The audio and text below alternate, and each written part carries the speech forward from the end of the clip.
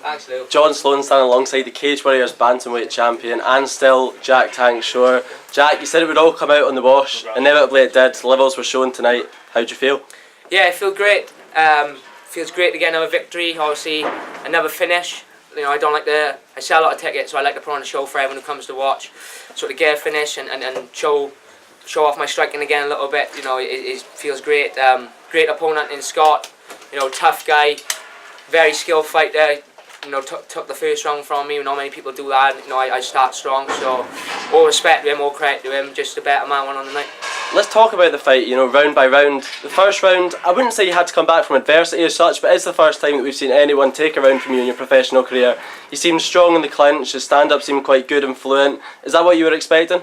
Yeah, obviously, obviously, him training martial arts all his life, being Commonwealth champion judo, you know, I knew he was going to come out strong and fast. He's a tricky southpaw, they're always hard to, you know, you got to take a little bit extra time to work out the range and the distance. So my coaches just said to me, look, keep yourself safe in the first round. If you get the clinch up or you get taken down, get back up, make him work, make him burn, because he's so relentless in his pressure for that takedown. You've seen that I noticed he gets a little bit tired as the fight goes on if you can keep gearing up. But he's dangerous all through the fight, so I knew I had to be switched on even when he was getting tired. Obviously going into the second, I started to land my shots, sprawled a couple of takedowns. I hit him with a big mid kick. I spoke to him at the back just now, and he said the mid kick was what done it. So I just felt myself taking over as the fight goes on. You know, I'm used to that 5-round. So I know I've never gone to the 4th and 5th, but I'm used now to just. I think that was my 23rd fight in 4 years. So I'm just used to being in there now. It's not a matter of going in there and thinking, right, we gotta go. It's a matter of going in there. You know, it's a second home to me now, and I feel settled in more and more every fight. And as the fight went on, I just felt that I just had it nailed down, and I had the timing and everything and the distance, and that's what ultimately led to the finish. Did you feel at the end of the first that, you know, his output would maybe let him down? You know, he did put so much into that first round, whereas you managed to stay composed and just stuffing his takedowns and remaining calm.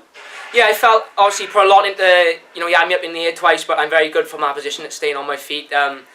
He couldn't get a takedown, so I knew that would suck a little bit of life out of him, especially when you sit on that stool at the end of the round. It does drain you a little bit. But I knew, you know, by no means did I think at the end of the first round, right, he's done. I knew I still had to be sharp. I knew I still had to stay switched on.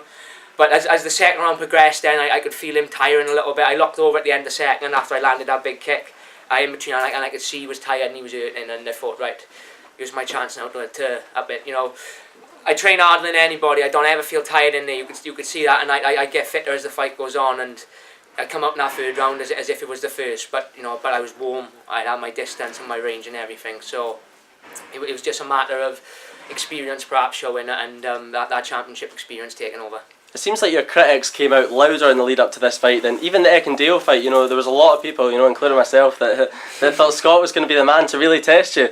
Does it feel good to kind of show the level that you're actually at to these people? Yeah, it always feels good. I mean, look, at the end of the day, you can't take it personal, because in this game there's always going to be people who like you or and not even dislike you, but there's always going to be people who think you're going to win and people who think you're going to lose. So, you know, it's not something you can take personal. Obviously, there's plenty of people who want me to win. There's plenty of people who wanted Scott to win, and it was the same when I fought Mike. So. But it does feel nice, obviously, to show the level I'm at and prove once again I'm the top dog in this division in Europe. And it'd be great now to move on perhaps to bigger things and show it like an angle of anyone in the world. And also, for people who don't know, John Sloan made a little bet with me before the fight. If I beat Scott, he's going to get a Jack Shores on Fire tattoo. So... Well, we'll make a video of this, shall we? You'll come with me. I'm coming with him, and he's going to get a Jack Shore for his tattoo. Moving forward, let's talk a bit about your progression now. Dan Hardy was asked, you know, about where you should go after you beat Eckendale, and he said there's not really much else that you could do domestically. Scott had kind of established himself at that point as the #1 contender, so he did have business to attend to there. But it does prompt the question, you know, is there anything more that you can really achieve here in the European regional scene? I mean, yeah, I suppose you're right. It's one of them ones. I feel like I'm more than ready now to step up and step it up a level and show that I can compete with these guys. But if I gotta hang around and do another fight in October, I think they're coming back in October, I've just been told, then I'll do that. But I'm more than happy now to progress and move on to that big stage. And you know, I honestly believe I'm one of the best in the world in this division, and I think when I move on eventually, whether that be after this fight or another one, that you'll see that, you know, every time I'm getting better, every time I'm winning a couple of more people over, and that's just going to continue and get bigger and bigger. When I spoke to Graham Boylan at the weigh-ins yesterday, he said to me that he kind of saw a bit of GSP in you. You know, that you're a humble guy, not covered in tattoos. You know, you're a really good role model to any young person wanting to enter the sport. How important is that to you? You know, in keeping that image of just being a clean role model with a humble attitude. Yeah, it's not so much. You know, it's not like an act for me. Yeah. You know, this is just who I am. I've always been the quiet guy, humble guy.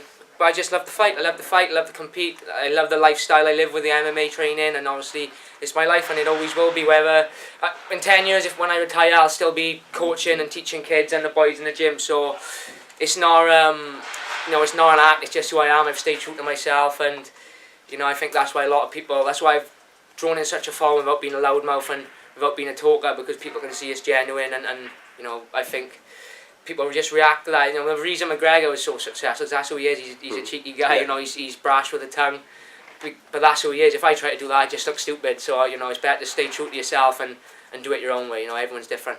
Last question: forehead, neck, hands excluded. Where do you want the Jack's chores on fire? Across the chest.